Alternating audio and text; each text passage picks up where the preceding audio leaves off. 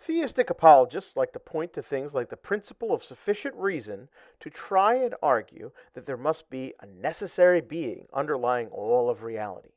This principle draws a distinction between contingent things, i.e., things that seem as if they could have been different, and a necessary thing, something that has to exist in the same way in all possible worlds. In fact, the principle of sufficient reason is premise 1 in the Leibnizian cosmological argument. Here's a popular presentation of it by William Lane Craig. Premise 1. Everything that exists has an explanation of its existence, either in the necessity of its nature or in an external cause. Premise 2. If the universe has an explanation of its existence, that explanation is God. Premise 3. The universe exists. Conclusion, therefore God exists. Now, there are a wide variety of objections to the principle of sufficient reason, and in turn a wide variety of modifications to the principle to try and work around those defeaters. What I want to do here is a bit different, to point to problems with what theists try to posit as necessary. First, I want to draw some boundaries around what both sides should consider to be off limits in terms of how we argue about necessary things.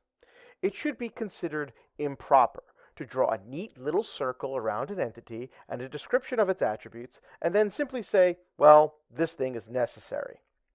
It's pretty easy for me to illustrate this for theists with an example. If an atheist pointed to the physical universe and our best description of its laws, the laws of nature, basically a very short equation describing quantum field theory, and then we say, well, this is the description of the necessary entity underwriting all of reality, the theists would object and say, that's ad hoc. But why? Well, because it's not hard to conceive of those equations being slightly different, and the atheist can't offer any formal, logical derivation showing the necessity of those equations. Simply put, it's out of line to draw a neat little circle around the description of what appears to be contingent and then call it necessary. This doesn't really provide any explanatory advantage. Basically, all it does is arbitrarily call something necessary. My contention here is that this is exactly what theists do when they posit God as a necessary being that provides an explanation for all of reality. I'm going to start with a great example from my Christian friends. After all, Christians will posit God as a necessary being, but then also describe God as a trinity. The idea that God is three persons in one being, which frankly sounds incoherent, but they make a large amount of metaphysical assumptions about the nature of being and personhood so as to avoid these logical contradictions and deny that there is one. The problem with all of this, beyond the contradiction, is that the trinity appears to be a contingent property, especially once we grant the assumptions necessary to avoid it being contradictory in the first place. After all, why is God only three persons, but not 2, 4, 5, or any natural number of which there's an infinite set? I've posed this problem before, and another Christian YouTuber I have some fondness for, the Dry Apologist, took up the challenge to try and explain it. His attempt is admirable, but unfortunately for him, unsuccessful. I want to go through exactly why it not only fails, but how it is conceptually doomed from the start. Trying to explain why a trinity is necessary is like trying to have a nonviolent shooting. It's just not going to work. Now, to be clear, Dry Apologist doesn't think this argument is the reason God is a trinity, but he wants to be able to present a plausible argument as to why God is a trinity to avoid being charged with having a brute fact in his metaphysic. Here's a clip from his video. The way that the Trinity works is that God the Father necessarily exists with unlimited being, which thereby includes having an intellect and will, and his intellect is so supreme that it reflects back upon itself like an ontological mirror, and thereby sources another person from his intellect, who then partakes of God the Father's being as well. This second person, God the Son, then shares the same divine being with God the Father, and their now shared will is so supreme that it reflects upon itself and thereby sources a third person, God the Holy Spirit. Now, if this explanation is correct, then it makes sense why God would be three persons. Unfortunately for Dry Apologist, I think there's quite a few problems here. Let's start with the conceptual basics. We start with the idea that God exists necessarily with unlimited being, but then his intellect is somehow able to reflect on itself to literally source another person, where then the divine will is now even stronger and so sources another person in the same being. There's a lot to unpack there, but the first question on whether or not this is already coherent on its own terms. God is supposed to exist without limit, but when the second person in the Trinity is created, the will somehow increases? If God was already supposed to be the maximal being, how could its will increase? But if the will increases and births a person, why then does the intellect also not increase enough to birth yet another person, and so on ad infinity? Or perhaps we just have the will increase yet again to produce the same birthing of more new persons up to infinity. How so is it that both the intellect and the will can both reflect on themselves and create a new person? There is still no real explanation as to why there are only 3 persons in one being rather than any other number. But the problem goes even deeper because God is supposed to be necessary. Inherent in this explanation are these assumed metaphysical principles about being and personhood, the very things needed to save the Trinity from incoherence. But then in addition to those principles are these new principles that somehow wills and intellect can, quote-unquote, reflect on themselves and in the process create another person in the same being. So that's a metaphysical principle that's just being assumed here. Now, what's worse than these principles themselves seeming ad hoc, the Christians need them not only to be true, the Christian needs them to be necessary. This is because if God is necessary, then God must have the same properties in every possible world, meaning these principles must also hold in all possible worlds. However, all these principles seem as if they could be different. It seems possible that a will cannot reflect on itself to birth a new person in the same being. Or perhaps the assumption about how there can be 3 persons in one being is quite possibly false and only one person could ever be in one being. This isn't some kind of pie-in-the-sky theorizing. These principles are far from being non-controversial. And it's not just non-theists who reject these principles. Even non-Christian theists don't hold to them. This is because they are plainly ad hoc rationalizations to prop up esoteric Christian doctrines. It's also not hard to see the beginnings of an infinite regress problem here. The Christian might try to appeal to some other set of principles to explain the necessity of the principles necessary for the Trinity to hold up. But then those in turn would need an explanation, and it's hard to see how one might derive all of this from one set of metaphysical principles that themselves would seem to be as if they could have been otherwise. So what the Christian is stuck with is what was supposed to be out of bounds, drawing a neat little circle around some arbitrary contingent principles and then calling it necessary. If we can simply do that and call things necessary, then it's very easy for even a naturalist to do the same with the universe. I honestly don't think it's valid. I think it is far simpler to recognize that we must acknowledge that all worldviews are going to be stuck with some brute facts. And just for clarity, a brute fact is just something being the way it is with no explanation. It just is that way.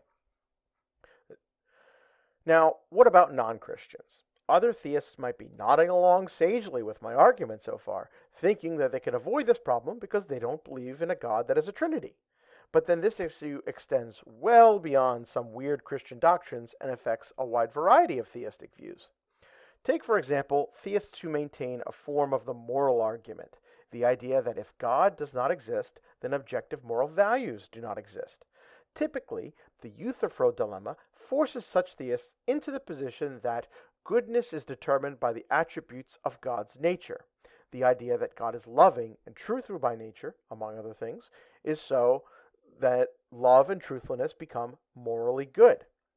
This view is forced in turn by its own modified Euthyphro dilemma. Are the attributes of God's nature good because they are in God's nature, or are they in God's nature because they are good?